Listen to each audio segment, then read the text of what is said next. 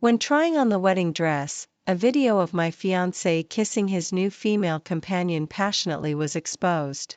To protect the girl from being attacked by public opinion, this young master of the Beijing social circle held a press conference and unilaterally announced that he had already broken off the engagement with me long ago. Some friends stood up for me, but he didn't take it seriously. She'll obediently come home in at most 3 days. A dog always recognizes its owner. Later, the pug he mentioned was lost for a month, and he finally got worried. At that time, I was being held in the arms of the new president of the Elias family. He announced that his courtship was successful. When trying on the wedding dress, I suddenly saw Aiden's scandal. The window of the Maybach was half open. The girl's fair wrist was hooked around Aiden's neck, and a big hand was placed on her slender waist. Their figures intertwined, and the atmosphere was ambiguous and hot. On the ring finger of that big hand, he was still wearing the engagement ring of me and him. Miss Lottie, shall we still continue? I was stunned for a long time until the clerk reminded me. The fishtail skirt swayed gracefully, with diamonds sewn on it by hand. It was Aiden's favorite style. Wait a moment. Seeing that my eyes were fixed on the TV screen, my best friend Bella signaled the clerk to leave. As a friend for 10 years, she knew what I was waiting for. I was waiting for Aiden's clarification statement. He was a well-known playboy in the Shanghai social circle, and I was the most magnanimous fiancé in the Shanghai social circle. As long as he issued a statement to clarify, I could pretend that nothing had happened. An hour later, Bella stood up with her mobile phone and said, "It's really strange. Master Aiden is actually holding a press conference to clarify this time. It seems that he's really changed his ways." I forced a smile at the corner of my mouth. I remembered the vow he made when he proposed to me, "Lottie, you'll be the only one for me from now on." In the live broadcast on the mobile phone, Aiden was wearing a suit, looking handsome and upright. Facing numerous flashes, his expression was serious. "I have already broken off the engagement with Miss Lottie long ago. Please don't fabricate facts, spread rumors or slander anymore." I was sitting in the store, wearing the wedding dress he had personally chosen, and he announced the unilateral breakup to the whole world. In the evening, Bella sent me a message. She asked a friend to find out the identity of the female lead in the scandal, Yara, and the whole story. She was a newly graduated college student. It was said that she had a strict family education and a bright future. She was scared to tears as soon as the video was exposed. Adhering to his kindness of not ruining others' reputations, Aiden specially held a press conference to prove that she was not a third party. Immediately after that, Aiden's phone rang. He was drinking with friends now and asked me to go over. Dress up nicely. He didn't say a word to explain what had happened today. His tone was still haughty.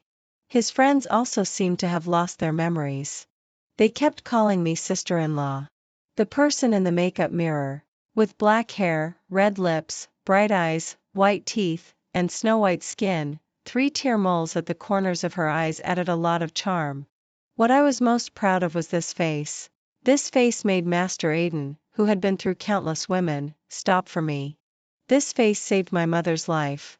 3 years ago, in the Municipal People's Hospital, my mother was in critical condition and needed an operation, which required a large sum of money. I sat at the entrance of the hospital and cried bitterly. Coincidentally, I ran into Aiden, who was injured from a fight after drinking. Surrounded by bodyguards, even though the corner of his mouth was bruised, his eyes were still arrogant and haughty. He was very rebellious and also very rich. Almost without thinking, I rushed over and knelt down, hoping that he would take a fancy to me. Since I was a child, I had been called a vixen countless times. This time, I really wanted to be a vixen. God gave me the last favor. It's the first time I've seen someone selling themselves in a hospital. After hearing my request, Aiden lifted my chin, with a smile on his lips. That night, I went to bed with Aiden, and my mother was pushed into the operating room. When I pushed open the door of the private room, I was warmly welcomed. "Sister-in-law, you're late. Master Aiden has lost this time. He has to book the whole place today." Amid the cheers, I saw Aiden in the middle of the sofa, and the girl beside him, leaning on him. The female lead in the news, Yara. We bet on which sister-in-law would arrive first. Master Aiden bet on you, but you're half an hour late. 2 sister-in-laws, and the other one was Yara. It seemed that Yara was really special to Aiden this time. She had even been given a title. Girls all love beauty. Sister Lottie must have dressed up carefully at home. It's normal to be a bit late. Yara, with delicate makeup, stared at me and smiled to smooth things over for me. However, I was wearing a windbreaker today and had no makeup on at all. She was very proud because she was young, beautiful, and had saved Aiden's face. Lottie, you're disobedient. Aiden hated it when I wore a windbreaker. He liked clothes with a tight fit, which were the most feminine.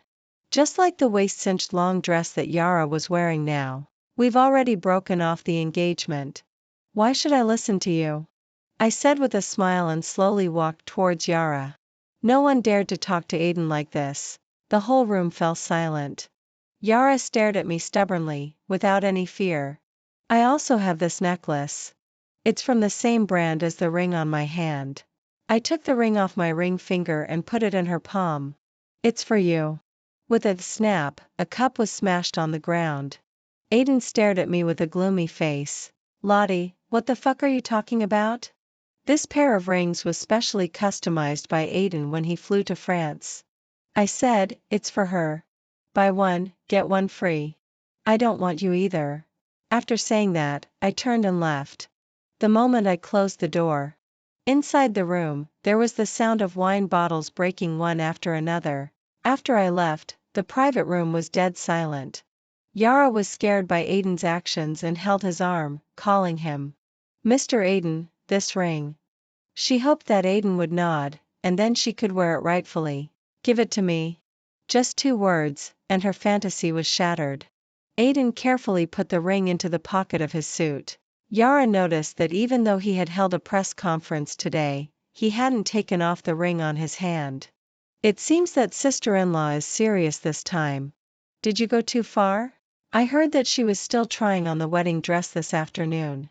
It was true that Aiden was flirtatious and fickle, but Lottie was the only woman he had kept by his side. Everyone could see that Aiden liked more than just Lottie's appearance. She sold herself to me. Her mother was in the hospital for a year, and I paid for all the expenses until she died. How dare she lose her temper? She'll obediently come home in at most 3 days. A dog that has been raised for 3 years can't leave its owner. Aiden sneered, didn't take it seriously, turned around, put his arm around Yara, and continued to invite everyone to drink. Aiden always said that Lottie was a pug in front of them, but even a dog will bite when it's pushed too hard. After returning home, I packed my luggage as quickly as possible. I left all the things that Aiden had given me intact. There was also a bank card. In the past few years, I had earned a lot of money by selling paintings. Finally, I had collected enough money for my mother's medical expenses back then. Mom knows what you've sacrificed to save me. It's Mom's fault. You said he was a very nice person. Mom believed you. Daughter, Mom is gone. You should hold your head high and be a person with dignity in the future. Mom, I've collected enough money and can redeem my dignity now. In the past 3 years, I tried to regard it as a transaction and tried to be magnanimous. When Aiden proposed to me, I was extremely happy. I was happy that he really had feelings for me. I was wrong. He wasn't a very nice person. He wasn't from the beginning, and neither was I. After checking into a hotel, I was drinking in the room. After drinking several bottles, I ordered another bottle to be delivered to the room. After waiting for a long time, it didn't come up. The front desk phone was always busy. After taking a shower, I wrapped myself in a nightgown, with my hair loose, and went downstairs. I was in such a hurry that I forgot to put on my glasses. In a daze, a tall and slender figure came out of the elevator with a bottle of wine in his hand. He was wearing a suit, with broad shoulders and a narrow waist. I'm the owner of room 306. Give me the wine. After showing my room card, I directly took the wine from his hand. Miss. A deep and magnetic voice sounded behind me. Oh, right. I forgot to give a tip. Sorry, I don't have any money on me. My mobile phone is also in the room. Come with me to the room, and I'll give you a tip. You can't take a bath after drinking, otherwise the alcohol will affect you faster. At that time, my face was already a bit red. I wasn't clear-headed and just dragged the person into the room. Hey, does your hotel provide drinking companion services? Oh, that seems illegal. I rummaged through my bag for my wallet and muttered to myself. If you want, it's not illegal. This waiter was quite bold and wasn't afraid of being scolded by the supervisor.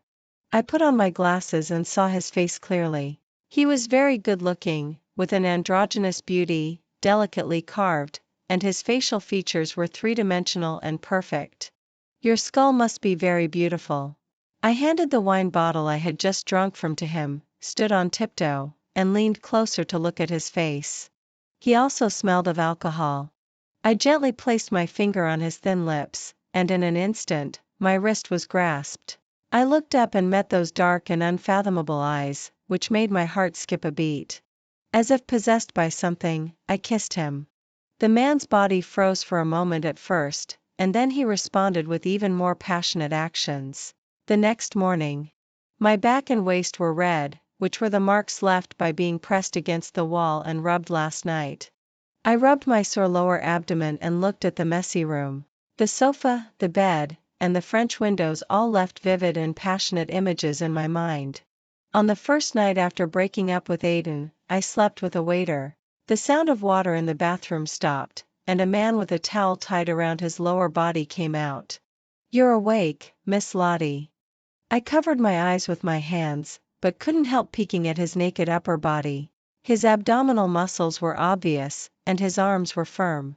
There were also hickey marks left last night on his shoulders, as well as a row of bite marks. "I'm sorry. Last night, we were evenly matched. You didn't take advantage of me." In other words, he was quite satisfied with my performance last night. The doorbell rang. He opened the door and took a clean and tidy suit from the female assistant at the door. That female assistant called him President Elias. President Elias? Wasn't he the waiter who delivered the wine? I suddenly remembered that when I tore his white shirt last night, there were small embroidered words on the cuffs, Jiang. After being with Aiden for years, his suits were all custom made. When I was bored, I chatted with the old tailor who specialized in making suits for the upper class in Shanghai. He said that he had the most headache when making suits for the Elias family. Not only were they picky about the materials, but they also had to embroider words on the cuffs by hand. The word of the Elias family, the young President Elias. Let me introduce myself. I'm Elias. After fastening the last gilt cufflink, Elias, the young master of the Elias family who had just returned to China to take over the family affairs, extended his noble hand to me. You know my name? He had just called me Miss Lottie, so he must know my identity. Well, the Elias family and the Aiden family had a close relationship, and Aiden's news was known to everyone. Seeing my embarrassment, Elias nodded. I know. I'm going to Beijing to negotiate a cooperation now. It seems that Miss Lottie doesn't seem to have anywhere to go either. In the corner of the room was my suitcase. Would you like to go with me to relax? Elias's eyes under his long eyelashes were deep. He was very serious. In what capacity? As a girlfriend. After 3 days of drunken revelry, Aiden finally remembered me. He touched the ring on his finger and dialed the property manager's number. Miss Lottie dragged her suitcase out of the door 3 days ago and never came back. Remembering what his friend had said that day and Lottie's indifferent expression when she took off the ring, he felt a bit irritable and stepped on the gas pedal to rush home. This home was designed by Lottie herself. She was the top student in the Academy of Fine Arts and had extremely high talent. After graduation, Aiden wanted to use his connections to hold an art exhibition for Lottie to expand her fame. She refused, saying that she wanted to sell her paintings online and grow step by step. You've given me enough. I can't be greedy. She was always so stubborn. She clearly sold herself to him, yet restrained herself in everything and didn't ask for too much. On the creamy marble table, there was a bank card. Beside it was a memo paper, on which the password and the amount were neatly written. The medical expenses that her mother had spent before her death, including the principal and interest, were all in it. What was this? Was she trying to draw a clear line with him? Impossible. Lottie could only belong to him. Where is she? Find her out. Aiden dialed the phone and snapped the card in half directly. On the plane to Beijing City. I was sleeping soundly, leaning on Elias's shoulder. He pressed the service bell and asked the flight attendant to bring a blanket. When the blanket touched my body, I quietly narrowed my eyes and saw Elias's gaze fall on my neck. The place where his fingertip gently touched was a bright red hickey. When Elias decided to take me to Beijing City, it startled his father. The scandals of the Aiden family were widely spread, and I, the former fiancé, often attracted a lot of attention. After coming out of the bathroom, I happened to hear Elias talking on the phone with his father on the balcony. I know her identity. So what? Falling in love is a matter of mutual consent, and breaking up is normal. Does the Elias family need to care about other people's opinions? Dad, you know my methods. I'll make everyone shut up. Moreover, she hasn't agreed to be with your son yet. Well, I've been rejected. Elias shrugged casually. His slender fingers rubbed his temples. The suit on him was neatly cut, making his back look even more upright and elegant.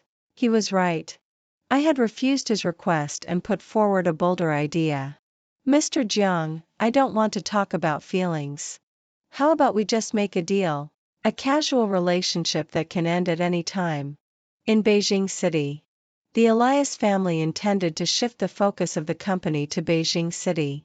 From the moment the plane landed, Elias was very busy. He took me back to a large flat in the city center. He put the key in my palm. Welcome home, Lottie.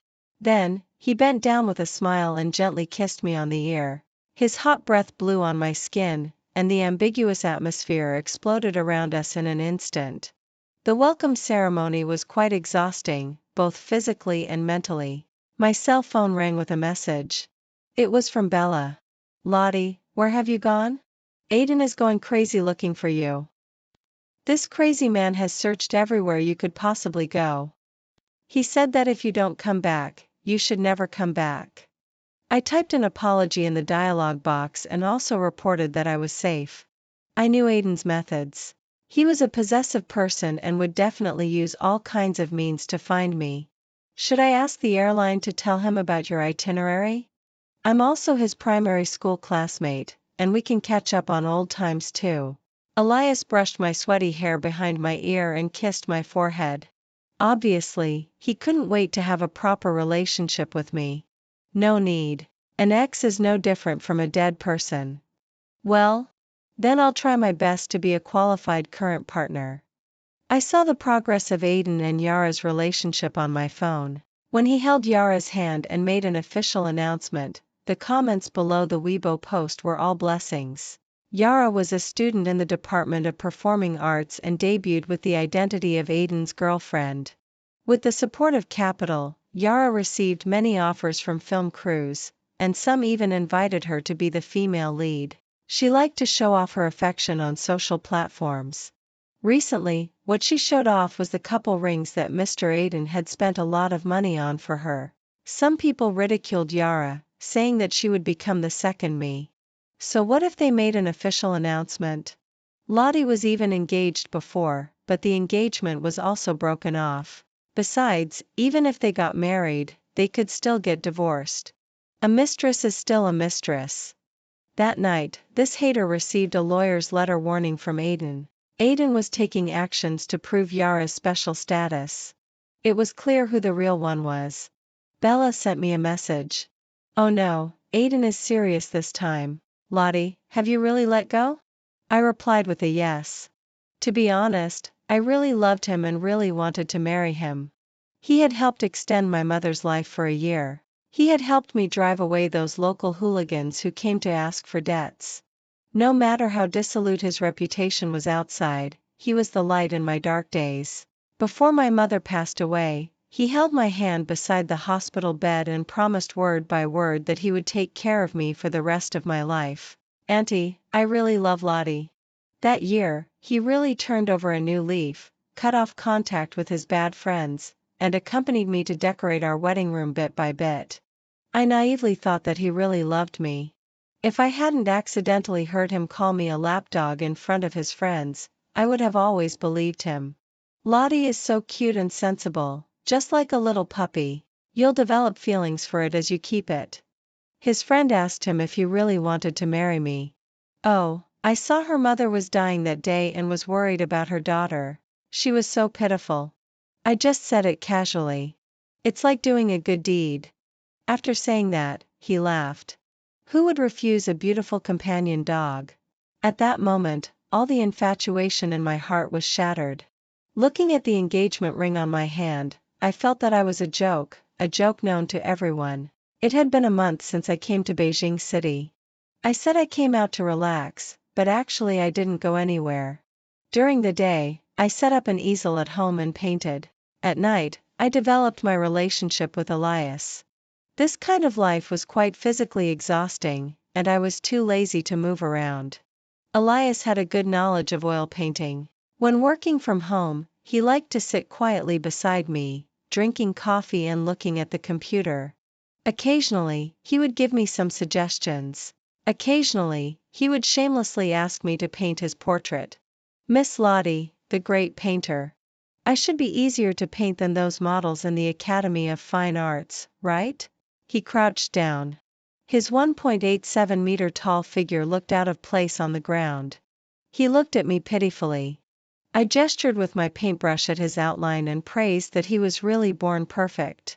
Sit sideways, and look naturally out of the window. Well? You can leave more blank space on the collar and unbutton it. His bony fingers were placed on the collar of his shirt. Elias had a smile on his lips and looked at me with his charming eyes. How many buttons should I unbutton? Let me think. Hey!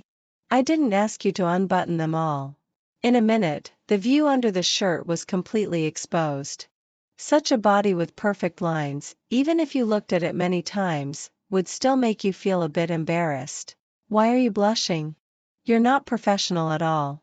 Elias made fun of me, and I retorted that it was too sunny by the window and a bit hot. 1 month after I disappeared, Aiden was involved in another scandal. Facing the camera, Yara smiled gracefully and beautifully, explaining to the reporters that it was a misunderstanding and expressing her trust in Aiden.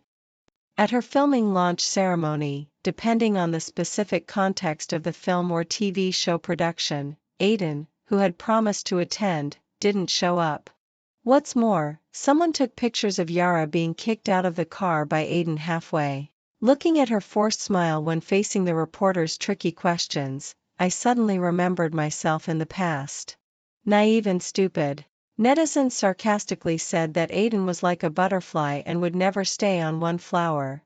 A person who couldn't be held by a red rose couldn't be held by a white flower either. Elias had been pestering me for half a month, and finally I agreed to accompany him to a friend's wedding. But I didn't have a formal dress. He said he would take me to choose one in person. The light rain was drizzling. The black car arrived at a high-end custom-made dress and wedding dress store. Elias got out of the driver's seat, held a black umbrella, walked quickly to the passenger seat, opened the door, and carefully protected me in his arms, not letting the rain touch me at all. I laughed at him, saying that there were doormen to open the door for guests, but he insisted on being so deliberate. If you catch a cold again, I'll kill myself. After sweating a lot every night, my body finally couldn't take it and I fell seriously ill. Elias took care of me for several nights and kept saying sorry to me, saying that he was blinded by lust. President Elias, is this your apology gift? At this moment, there was no one else in the store. The floor was covered with blooming gardenias. Gardenias were often painted on my easel. The air was filled with a rich fragrance. Ahem. Lottie, I want to tell you that it's not just because of your beauty that I'm attracted to you. I really love you. Could you let me become your official boyfriend? Elias's face was flushed and he kept coughing. Obviously, this fool was allergic to pollen, but he still insisted on playing such old-fashioned romantic tricks. We agreed not to talk about feelings. Moreover, you should find out about my background of getting close to Aiden and my nickname in your circle. I'm the lapdog who climbed into bed for money. I calmly took out a mask from my bag and put it on Elias, and told him about my past word by word, hoping to make him sober up. That's because Aiden has no vision. You are very precious to me.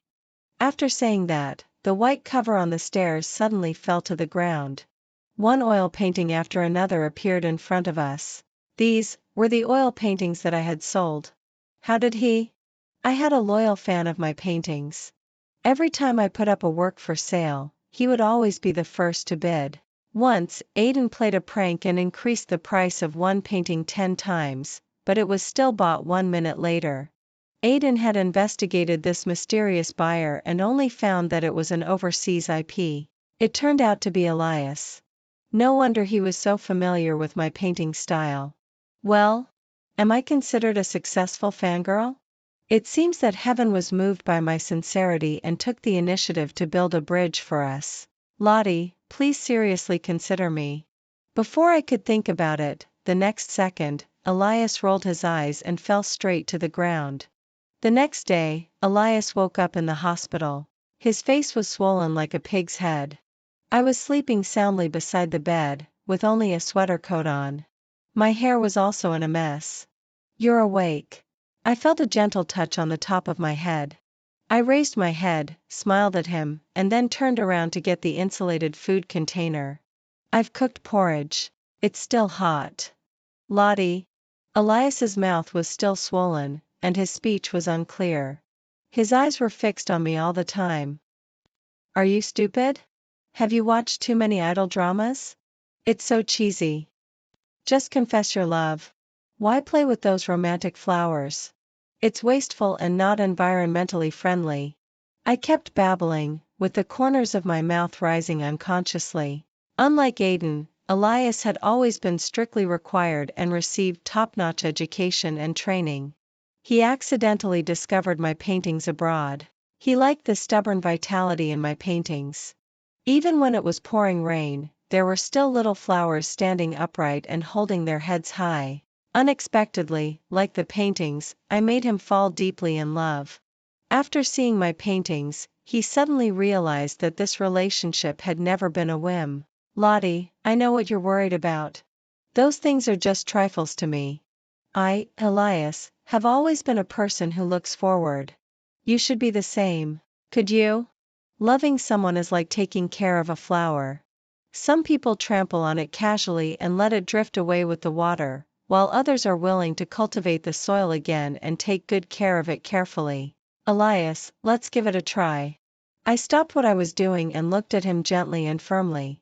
That day, Elias, the young master of the Elias family who had never posted on Moments before, posted a photo with his new girlfriend with his swollen face. The caption read, "Thank you for your love, Miss Lottie, the painter." It directly caused a stir in the whole Shanghai circle. In a high-end club in Shanghai City, someone stared at the photo with a gloomy look for half an hour and then directly overturned the wine table.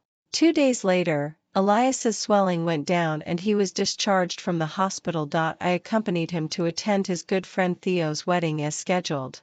Theo's wife is a mute. She can only hear but can't speak. It's said that he chased her halfway around the world before getting her back. And he broke away from his family and started his own business for her sake. At that time, he flew to Germany to find me and got dead drunk by the Rhine River, Elias said with a smile while holding my hand, looking at his good brother on the stage who was crying uncontrollably and sighing. Throughout the wedding banquet, I had attracted quite a lot of attention. Among them, there were also some familiar old faces. Elias put his hand on my shoulder, lowered his head and kissed me, boldly responding to everyone's gazes. Young Master Jiang, who used to be cold and aloof, how does it feel to fall in love? Theo came over with his wife to tease us. His wife tugged at his clothes and signed to him. Theo watched carefully and then turned around with a smile to explain to us. She said that you two are a perfect match and that I'm not allowed to joke. I once heard Aiden and the others mention when they were drinking that there was an infatuated person in Theo's family who chased after a mute every day and was looked down upon by others. While Elias said that they had finally achieved happiness after going through hardships and got married. Aiden and the others were in high positions, used to looking down on everything and disdaining everything. When the wedding banquet was coming to an end, I went to the washroom. Elias had been accompanying me every step of the way for the whole day. I asked him to stay in the venue and wait for me. The washroom was behind the auditorium. I walked carefully, holding the hem of my dress. I bumped into someone, and a familiar male perfume smell wafted over. This smell. Lottie, you've got some nerve. The sneer from above confirmed the person's identity. It wasn't enough that you climbed into my bed. You also went to climb into Elias's. Do you know that he's the one I dislike the most? What a slut. Elias was famous in the circle for being outstanding, in sharp contrast to Aiden, who was always causing trouble, and he had often been compared with others. I wanted to refute and raise my hand to slap him, but then I saw the door behind him open. It was a warehouse where fresh flowers were stored. In the warehouse, I was pinned tightly against the wall by Aiden. You slept with him, didn't you? Was it more comfortable with him or with me? He tore off the ribbon on my shoulder, on which there was a faint lip print. Aiden, we have nothing to do with each other. Whom I sleep with and whose bed I climb into is my freedom. Ugh. Before I could finish speaking, Aiden pressed my head and kissed me forcefully. It was rough and overbearing. His teeth bit hard on my lips, and the smell of blood spread in my mouth. Lottie, stop pretending to be virtuous. When you begged me to take you and serve me on your own initiative, you weren't so tough. Be good. Before I get really angry, apologize to me properly. Go back and take a bath, and I can reluctantly let you come back. He was smiling, but the anger in his eyes was terrifying. Dream on. Didn't you claim outside that I was a wooden block without any sentiment? Now that you're tired of playing with Yara, you come back to me? Young Master Aiden, you're quite cheap to like a lapdog. He didn't expect that I would know the nickname I had in their circle. Obviously stunned, he tightened his grip on my hand. At this time, the door of the warehouse was kicked open, and the petals of the fresh flowers flew everywhere. Aiden, let her go. Elias was holding Gusun, who had a bruised and swollen face from being beaten, and standing at the door. A group of bodyguards emerged from behind Theo. The bodyguards evacuated the guests in an orderly manner. Aiden wasn't invited.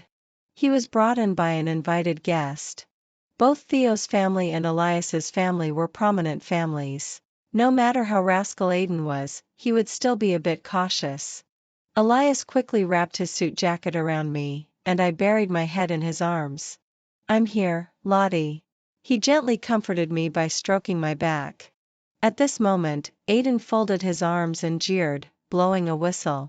Elias, who has always been excellent in study since childhood, I didn't know you had such a hobby, liking to play with women that others had played with before.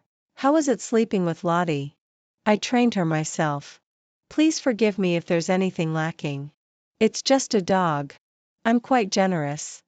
I could clearly feel that Elias's hand was trembling, his breathing quickened, and he was extremely angry.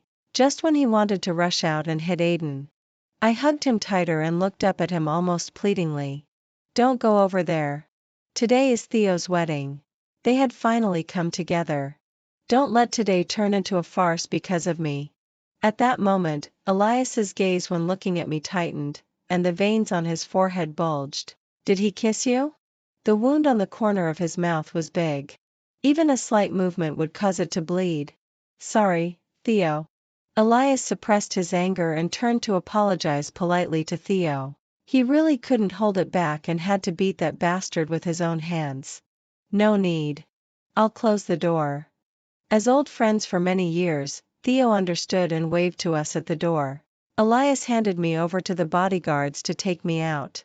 Theo closed the warehouse door, and the bodyguards guarded it. Immediately, the sound of fighting came from inside. The commotion was so loud that it seemed like the roof was going to be lifted off.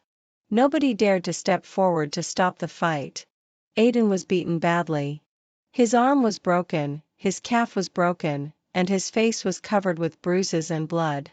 People from the Aiden family came to pick him up and apologized to both families at the same time. Ouch! Ouch! At this moment, Elias winced in pain as I applied an alcohol cotton swab to his wound.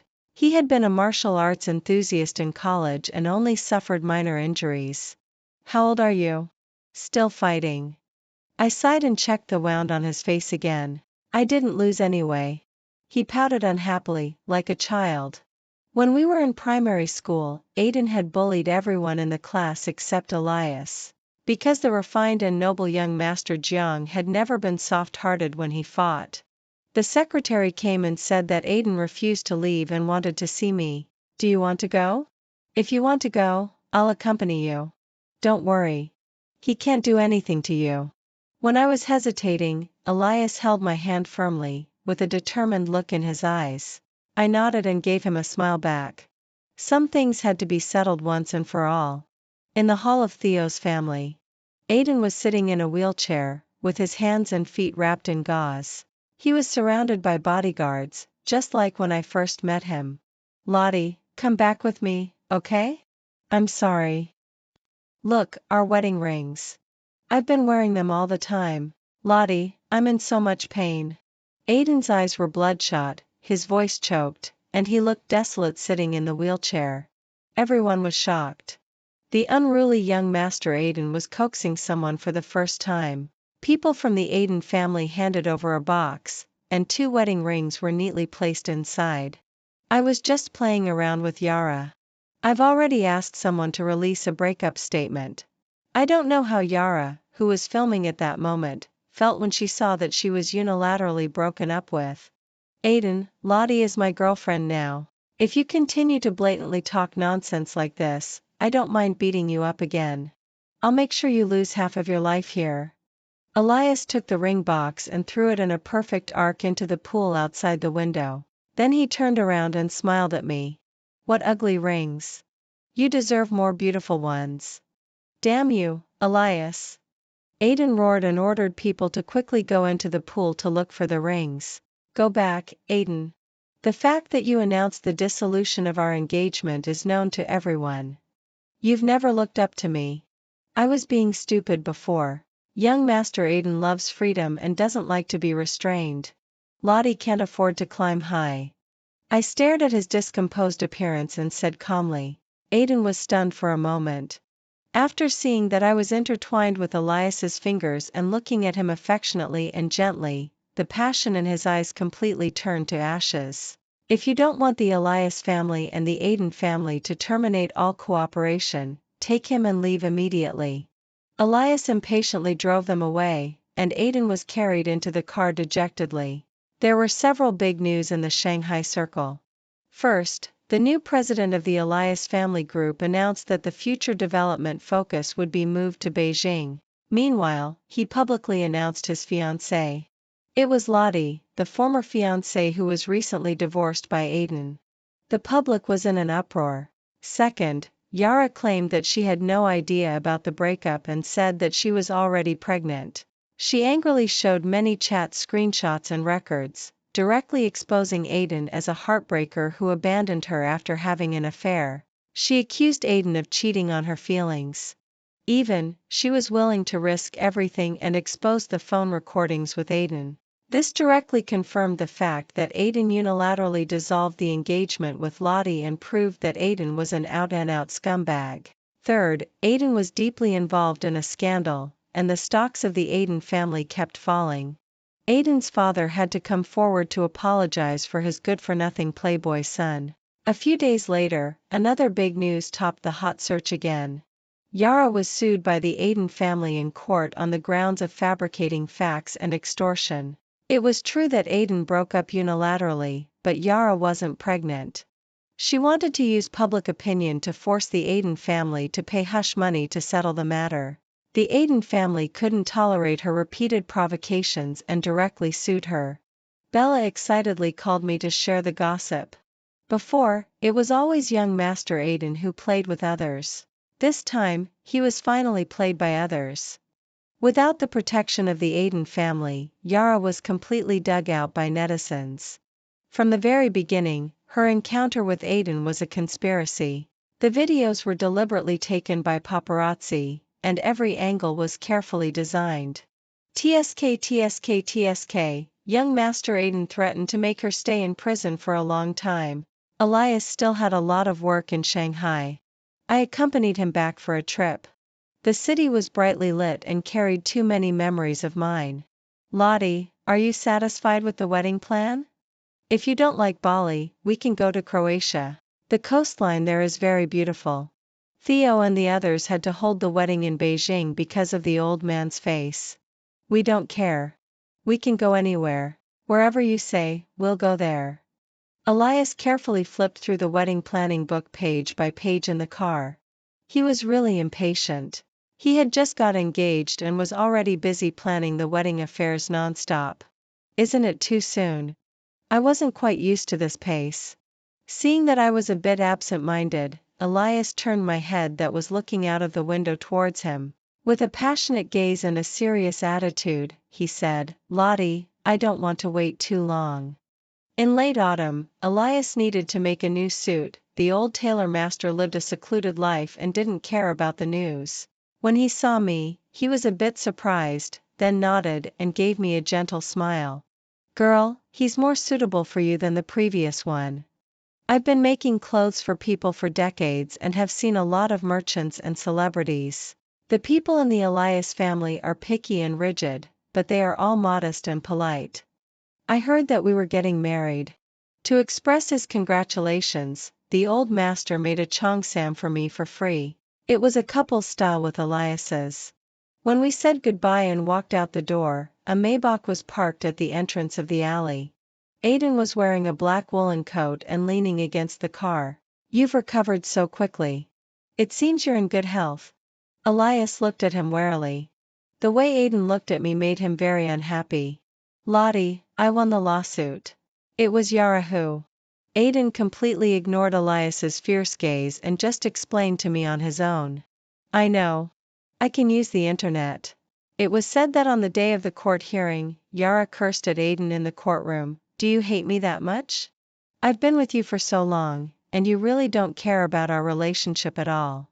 Also, if it weren't for me, you and Lottie would have already gotten married. Aiden, you're so hypocritical. Stop pretending to be a sentimental person here. Ask yourself, if it weren't for me, would you two definitely get married? A late affection is cheaper than a dog's. We're both scoundrels. I stared at Aiden's slightly red eyes and said coldly. I even deliberately took a step back to distance myself from him. I think Yara was quite right. Even without her, would we have had a good result? Stop deceiving yourself, and please don't harass me anymore. You make me sick like this. The wind was strong that day. Someone took a picture of a man in black squatting on the ground and unable to get up for a long time after President Elias left with his fiancé. His shoulders were shaking, as if he was crying. The wedding was finally set to be held in Croatia. However, it was postponed for 2 years compared to the original plan. Because I went abroad to further my studies, I had to postpone it. You were in France for 2 years. Our President Elias really contributed a lot to the airlines. Flying to France every few days without even adjusting to the time difference. Elias, have you evolved to not need sleep? Theo was as humorous as always. Before the wedding, a sum of money mysteriously appeared in my bank card. It was neither too much nor too little, exactly the amount of my mother's medical expenses back then. I donated that money. I officially said goodbye to the past. I have to say that Elias and Theo were good brothers. They even cried in the same way at the wedding. They choked up several times and couldn't speak. Fortunately, we had asked someone to prepare tissues in advance. Lottie, I'm so lucky to marry you. He managed to finish the last sentence while suppressing his sobs and then hugged me tightly in his arms. I once thought that what I met was a light, but unexpectedly, it was the lightning before the storm. And the rainbow would appear right after.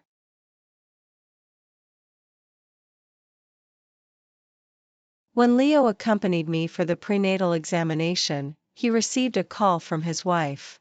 He sounded impatient. Nobody is taking care of Tracy since she's pregnant.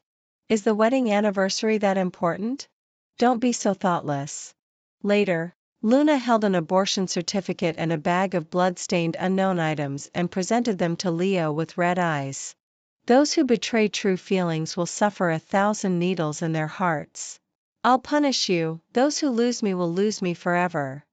Leo stubbed out his cigarette and stared at her silently for a while. You're crazy. Leo's phone started ringing for the 10th time. The doctor couldn't bear it anymore and said, "This is a hospital. Go outside and solve your problems before coming in again." Leo hung up the phone, pursed his lips, and said in a low voice, "Tracy, I'll go out for a moment. Call me if anything happens." I nodded. "Go ahead with your business." He clenched his mobile phone and walked out with a solemn face. After getting the medicine and coming out of the consulting room, I saw Leo standing sideways in front of the floor-to-ceiling window, making a phone call.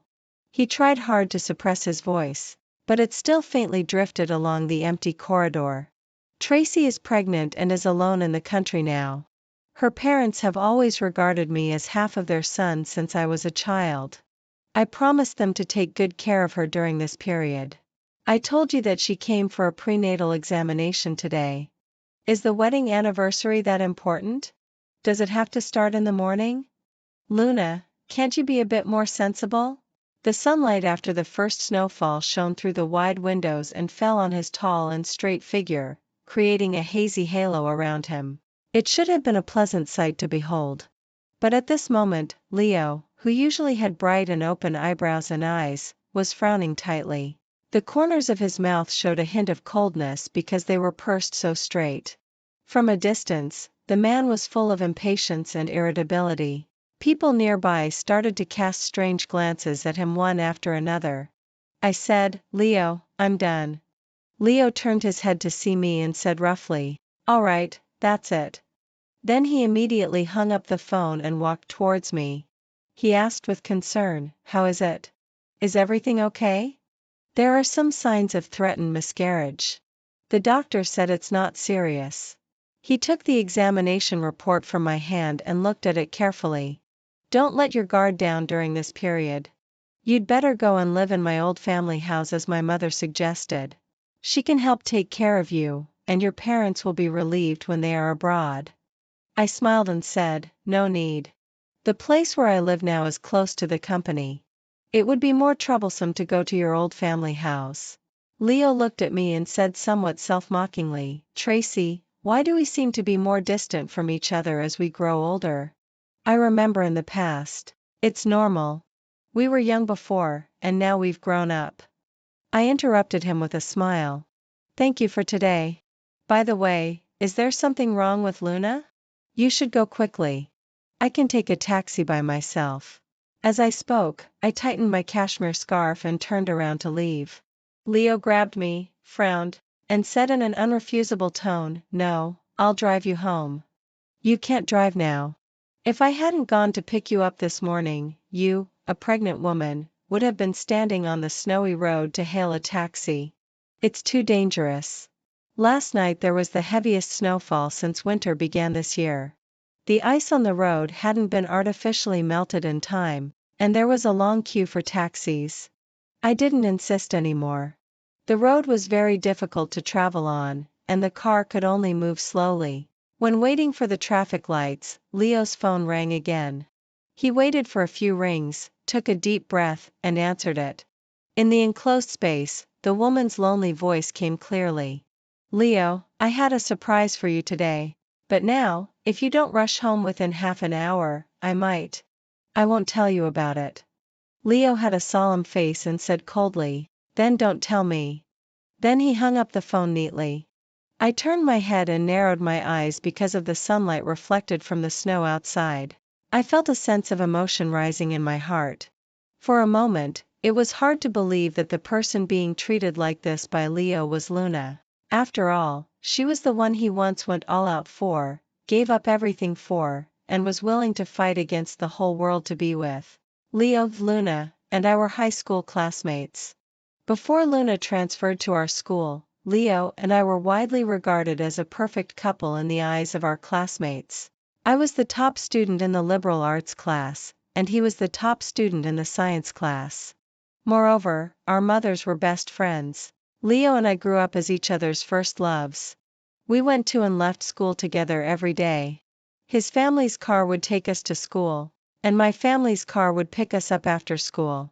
Everyone thought that Tracy and Leo would enter the same university in the future, have a perfect relationship in college, and naturally get married after graduation. Even the dean of teaching, who regarded puppy love as a disaster, hardly interfered with us. Smart students don't need to be supervised. They have goals for their own lives and can distinguish between the present and the future.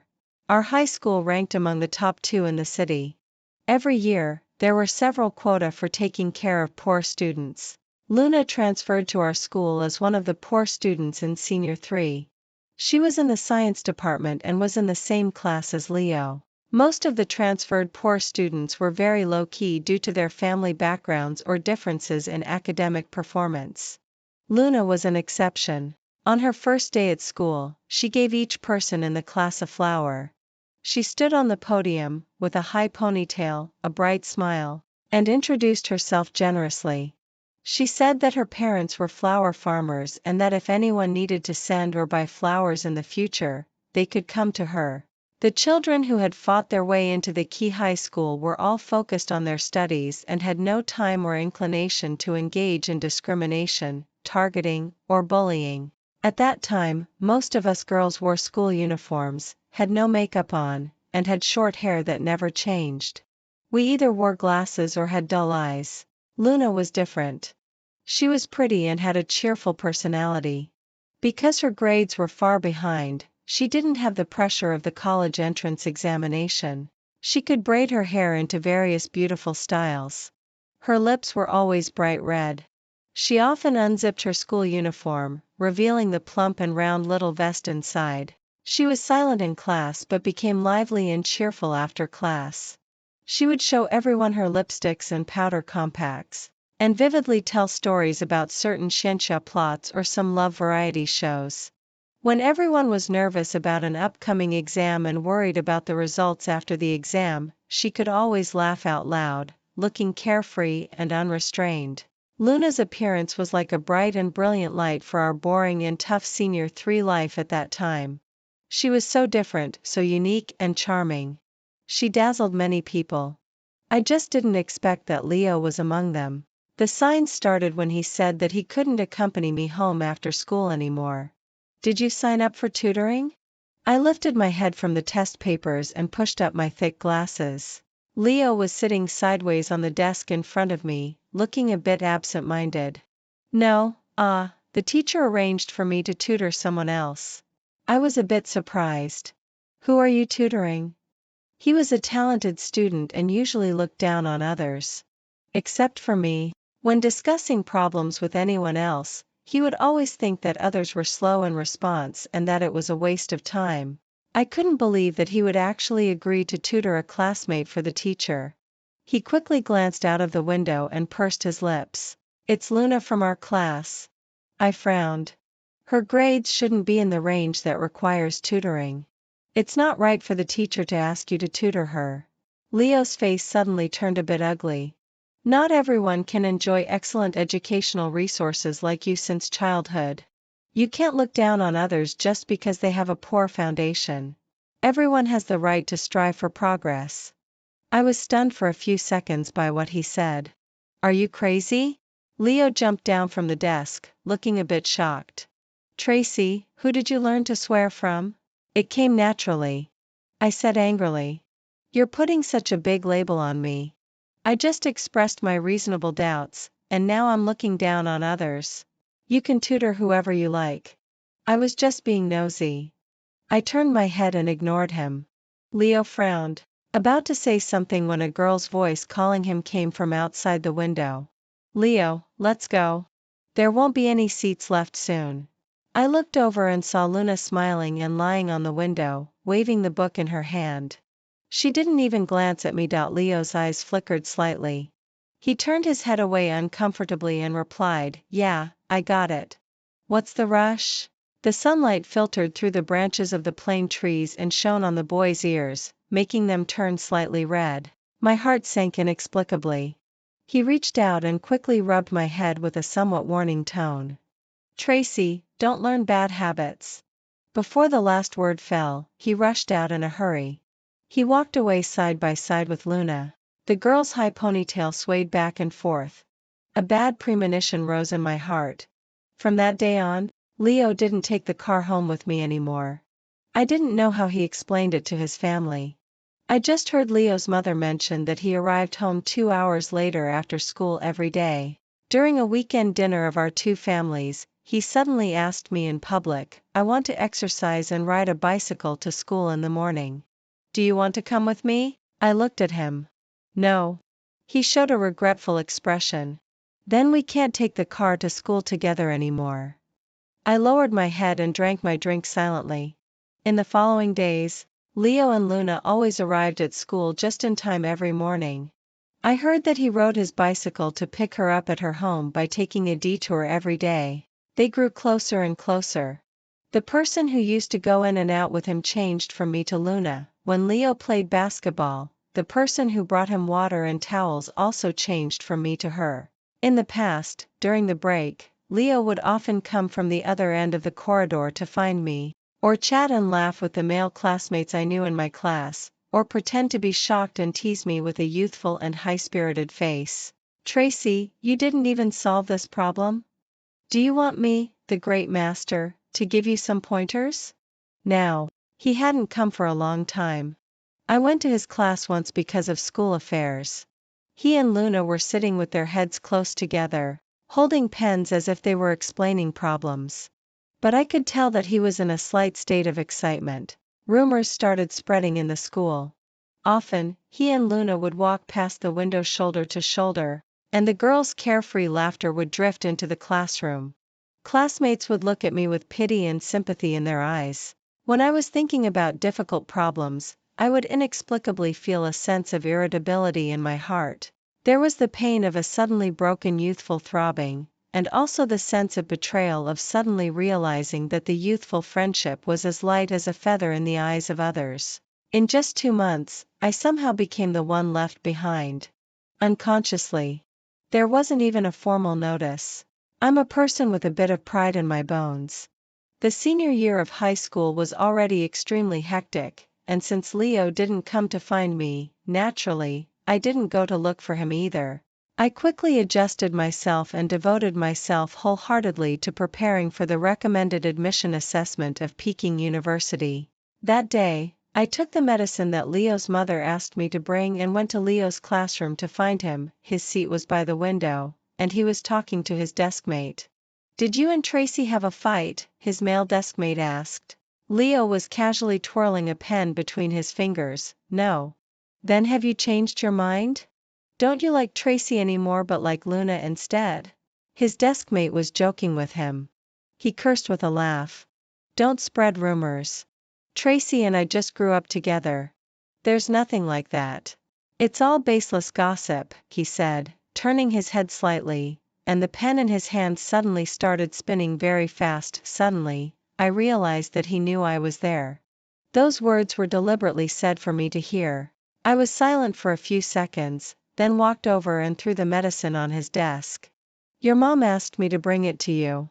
She said you forgot to take it." When his deskmate saw me, he immediately became so embarrassed that he scratched his head and ears. Leo didn't seem to expect that I would show up directly either, and his eyes flickered. "Ah, my mom is just too fussy. What's the big deal about missing a day's dose?" I turned to look at his deskmate and gave a smile. "Classmate, Leo and I have never been in a romantic relationship. He doesn't like me, and I don't like him either. Please don't spread unfounded rumors. If others have misunderstandings, could you please help me clear them up as well? Thank you." The male deskmate muttered, Okay, you're welcome." I glanced at Leo as I left. Surprisingly, his face looked a bit gloomy. That day after school, Leo suddenly showed up in my classroom again. He frowned, sat on the front desk with his hands in his pockets and his legs dangling, stared at me, and didn't say a word for a long time. I ignored him too and bent my head to pack my school bag carefully. After a while, he suddenly asked, "What did you mean by what you said today?" I looked up in confusion. "What words?" He suppressed his voice, and it sounded deep. "Those words about you not liking me and me not liking you." I was stunned for a moment. "Isn't that the case?" He seemed a bit irritated. "You didn't have to say those messy things to him." I got unhappy and threw my school bag aside. "Leo, it was clearly because you were afraid of others misunderstanding that I explained those words along with you." "What do you mean by a messy?" "Isn't it better that I explained clearly? Others won't gossip about your relationship with Luna anymore, and I can also stay out of it and focus on my studies." Leo looked at me and his eyes gradually took on a hint of coldness.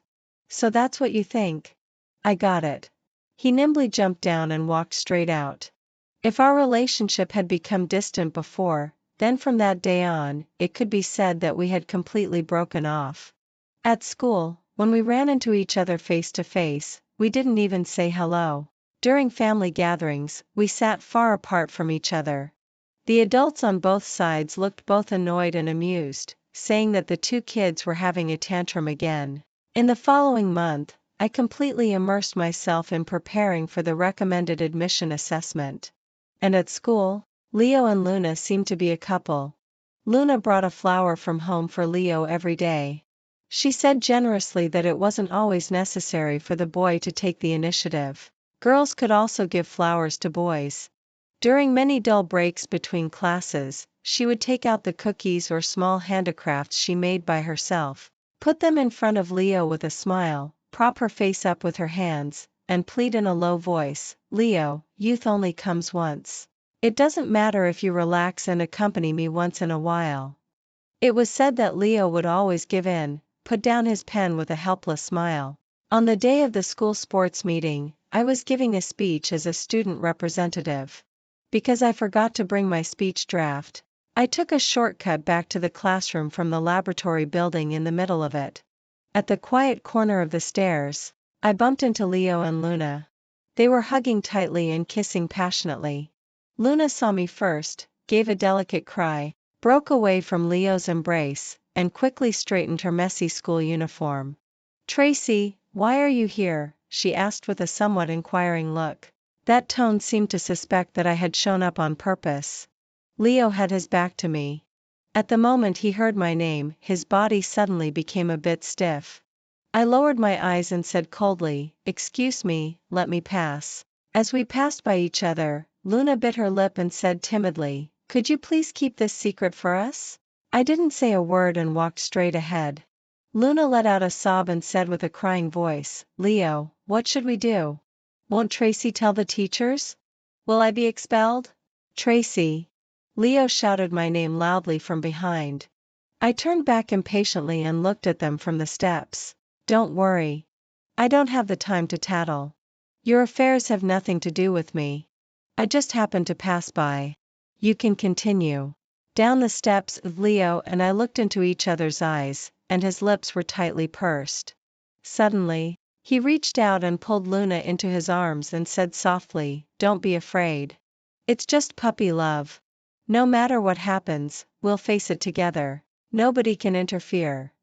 Before he finished speaking, I turned around and walked away. That day, my speech received warm applause from the whole school.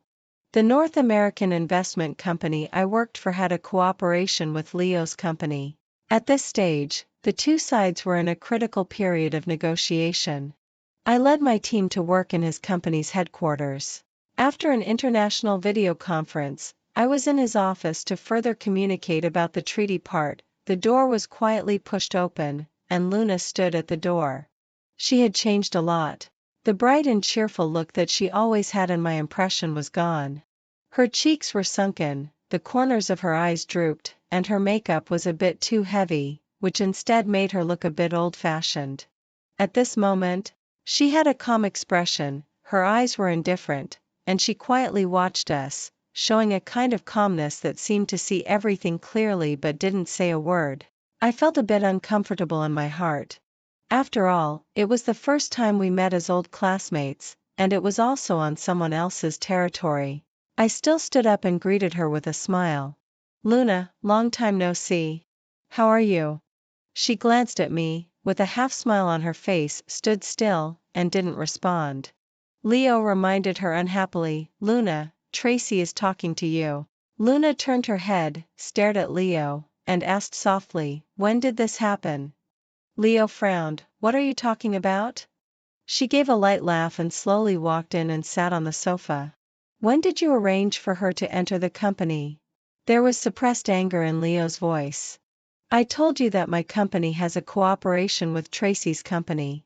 She didn't enter our company." However, Luna seemed not to have heard his words. There was a trace of melancholy on her face as she looked out at the snowflakes falling gently outside the window and sighed. "It turns out that first love always prevails. So, it's really true?" Her words were too obviously targeted. I closed my laptop, stood up and said to Leo, "You get busy first. I'll sort out the rest into a written report and then come to confirm with you again." Leo nodded, with a bit of an embarrassed look on his face. As I walked towards the door, Luna smiled and said again, "Tracy, I heard that you came back to China after getting divorced. It's normal to look for old friends to catch up when you're in a bad mood. But why are you leaving as soon as I arrive? After all, we're old classmates. Don't you have something against me?" I stopped in my tracks and turned to face her. She tilted her head and looked at me sideways, seeming carefree, but there was an inexplicable emotion surging in her eyes. I let out a sigh and said with a smile, "Luna, we were never friends before. And it seems that we won't be in the future either. So there's no need to act like old classmates reuniting, nor to maintain a superficial enthusiasm. Whether I'm divorced or not has nothing to do with you. As for your husband and me, apart from the bit of youthful friendship between our two families' elders, the rest is purely a working relationship. In the future, whatever happens between you two as a couple, whether it's sweet or full of twists and turns, please don't involve me. Thank you." Luna stared at me blankly, pursing and then loosening her lips. She didn't seem to expect that I would lay it all out so directly, and for a moment didn't know how to refute me. Hilarious. I was on the debate team in college and was best at being straightforward. Suddenly, she turned her head, looked at Leo with red eyes. "Are you just going to watch your wife being bullied by another woman like this?" Leo had a cold expression. "Is there anything wrong with what she said?" Luna's eyes trembled, showing an incredulous look. After a while, she slowly stood up, pointed at me word by word, and said, "Leo, I want you to fire her immediately. If you can do it, I can let bygones be bygones and give you one more chance. I'll only say this once." Leo looked at her expressionlessly. It seemed that he didn't even want to say a word. Luna's eyes became redder and redder and her fingertips started to tremble slightly. I was too lazy to get involved in their affairs anymore. I opened the door and walked straight out. I originally wanted to maintain a superficial harmony, but it didn't matter if I couldn't. After all, I was Leo's client. Whether Leo's company could achieve a leap forward this time depended largely on my opinion. Fire me? I still reduced the face-to-face contact with Leo. On the one hand, the cooperation framework had already been drawn up, and the rest was due diligence by various departments. On the other hand, the doctor had advised me that there were signs of threatened miscarriage in the early stage of pregnancy, and it was best for me to rest more. So, I worked from home for nearly a month. Most of the necessary communications with Leo were through emails or online meetings. My mother called me via video call, sounding both angry and sad. "Your father still needs to recover from the surgery for a while. You're pregnant and alone in China. We're so worried about you. We specifically asked Leo and his mother to take good care of you. You can't be so headstrong anymore." Leo's mother also called. "Tracy, this Friday is your aunt's birthday. If you don't come, I'll go to your house to celebrate it." I immediately said, "Auntie, it's such an important occasion as your birthday. How could I not come? I've already prepared the gift for you." On the day of her birthday, I took a special car to Leo's family's place. Since Leo's father passed away due to illness 3 years ago, Leo's mother had moved to live in a villa in the suburbs by herself. Leo would visit her occasionally on weekends. This time, it was a small and warm birthday banquet. The guests were Leo's family's relatives and friends who had known each other for many years. I knew most of them. After greeting everyone, I gave the ruby necklace that I had carefully chosen to Leo's mother. She was so happy that she put it on right away and then held on to me and wouldn't let go. Your mother, with that hot temper, almost pointed at my nose and scolded me, insisting that I didn't take good care of you. Tracy, now that you're here, Auntie can't let you go. I'm really afraid that your mother will come back to China to settle scores with me. I laughed. Don't be afraid. My mother is afraid of my father, and my father is afraid of me. She pursed her lips. Anyway, I'm always being pressured by your family. The people around burst out laughing and joking. While we were chatting and laughing, Leo and Luna arrived. Leo greeted the guests one by one. When his eyes fell on me, he said in a low voice, I was going to pick you up, but your phone didn't answer. I just said, oh, maybe I set it to silent mode. Luna didn't come over. She sat on the sofa in the corner from a distance. She crossed her legs, didn't look at her mobile phone and didn't talk to anyone. She calmly looked in this direction with a faint smile on her face. A relative beside her snorted, she's waiting for her mother-in-law to take the initiative to greet her. Leo's mother shook her head dejectedly, forget it, let her be. After the people beside her walked away, Leo's mother let out a long sigh. Leo's mother had been born into a wealthy family and had a simple and happy personality. After marrying Leo's father, she had always been pampered and cherished. She could be said to be a woman who had lived a smooth and carefree life. To be precise, she had been a smooth and carefree woman before the incident involving Leo and Luna. After I fell out with Leo back then, he and Luna became even more high profile, as if they were deliberately showing off to others, without any concealment at all. The dean of teaching severely criticized them in a speech in front of the whole school and informed the parents of both sides. Since Luna had no hope of getting into a good university, she took the single enrollment exam in advance. Her parents felt ashamed and simply took her back home. Leo was severely beaten by his father. He had been proud since childhood. How could he endure such treatment? To express his disobedience and resistance, despite everyone's opposition and with less than 2 months left before the college entrance examination, he stubbornly refused to go to school again and insisted on self-study at home. As a result, although he had been a candidate for Peking University or Tsinghua University, his final score was only enough for him to enter an ordinary 211 university. This surprised everyone. After all, he had a solid foundation. Even if he didn't participate in the unified review at school, he shouldn't have scored so low. It was only later that we learned that during the 2 months when he was studying at home, Luna came to see him almost every day. Because the relationship between father and son had become strained at that time, he closed the door and said that he didn't want anyone to disturb him and wanted his own space. However, in that space, either Luna climbed in through the window to accompany him or the two of them sneaked out to go shopping or watch movies together. In the end, Leo went to an ordinary first-tier university more than 1,000 kilometers away from home. In a fit of anger, Leo's father cut off his son's living expenses and said that he would restore them only when Leo admitted his mistake. Leo was also stubborn and never bowed his head. Leo's mother tried to mediate between the two sides. 3 months later, feeling really sorry for her son, she invited my mother to go to the university to see him together. To their shock, when they arrived at the university, they found that Leo and Luna were actually living together off campus. It turned out that not long after the semester started, Luna dropped out of the junior college and chased after Leo to the city where he was. When Leo was at school, she worked in convenience stores and supermarkets nearby, saying that she was earning money to support the two of them by herself. Leo's mother asked her son in disbelief that even if he didn't receive living expenses, Leo had nearly 100,000 yuan in lucky money over the years. There was no reason for him to rely on others to support him. Leo was silent for a long while before telling them that not only had Luna come, but her parents had also come. He felt that everything was caused by himself, so he used his lucky money to rent an apartment for her parents, and helped them open a small snack store to barely make a living. Leo's mother almost fainted at that time. In other words, during the past few months when she had been worried about her son every day, he had been showing filial piety to someone else's parents. Luna's parents were even a bit arrogant in front of Leo's mother. They thought that their daughter had given up her future and everything, and worked hard every day to support Leo's studies. Leo's mother should be grateful for their efforts and kindness.